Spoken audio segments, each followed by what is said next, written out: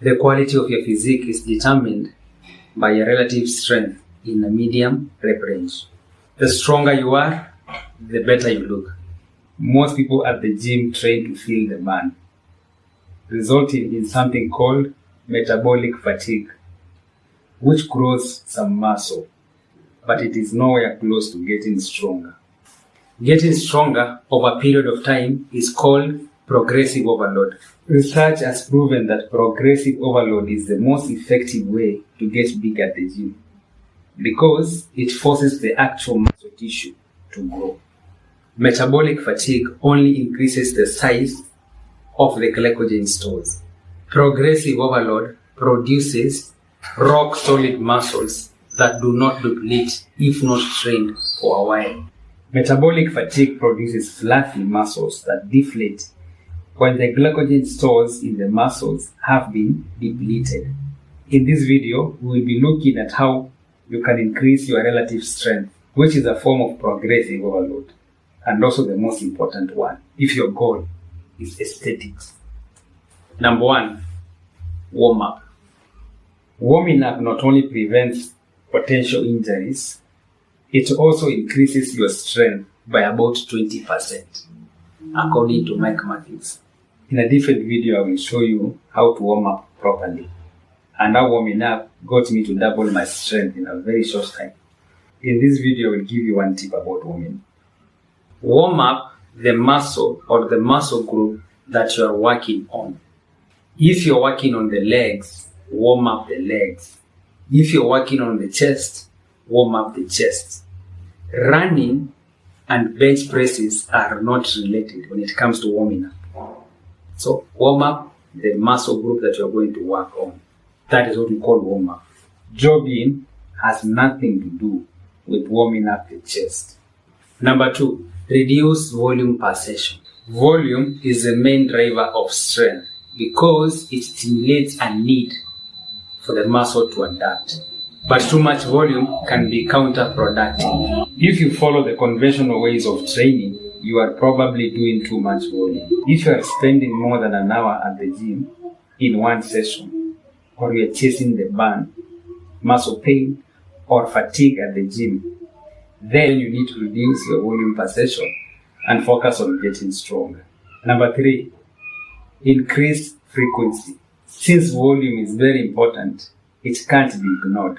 Instead of doing lots of volume per session, focus on increasing volume per week. And you do this by increasing your training frequency.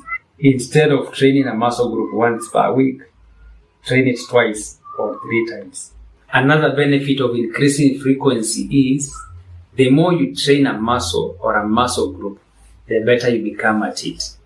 And that also increases your relative strength. Lifting weights is a skill, and the more you do it, the better you become at it.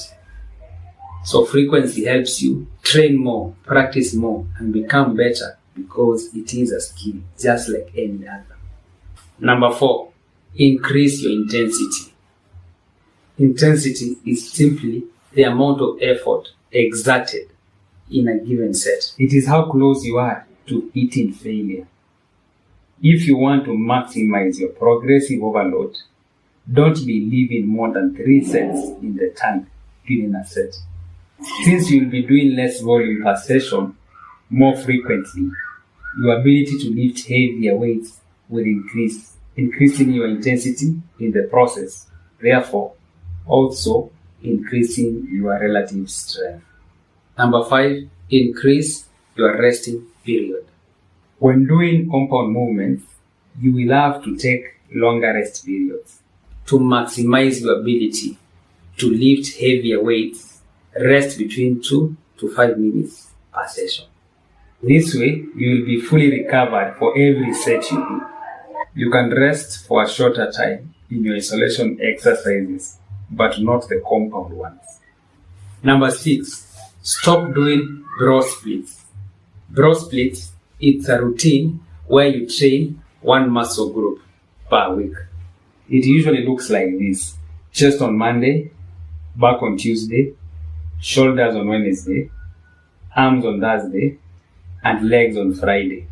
The funny thing is, that most people who do this routine always skip the leg day. And there is a good reason for this. The volume per session is just too much.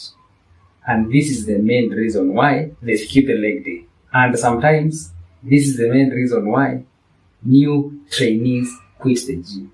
Broad splits can produce good results, but it makes training hard.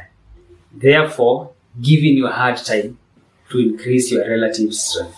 Number 7, concentrate on compound movements. Compound movements move heavier weights compared to isolation movements. They will play a big role in increasing your relative strength faster because of their ability to produce a lot of brute force from your muscles. As a beginner or an intermediate, make sure 80 to 90% of your movements are compound. They provide the highest return on investment of your time. Number 8, use a periodization model to progress. Most people at the gym just add weight to the bar without a plan. This could easily lead you to chasing your tail.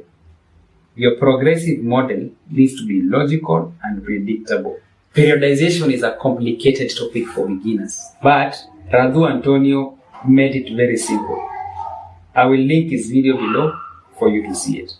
I will also make my own version of it, so stay tuned. Number 9, use refeeds. A refeed is a planned diet break, where you eat more calories than you normally would for your goal. Refeeds are very important for your relative strength because they replenish the depleted glycogen stores if you are cutting. Add 1 or 2 refeed days in your diet plan if you are cutting. You can just eat at maintenance or eat 30% more calories than you're currently eating. When bulking, you do not need refeeds, but you can have them. 1 day per week is enough at about 30% more calories than normal. Just don't go crazy with it though.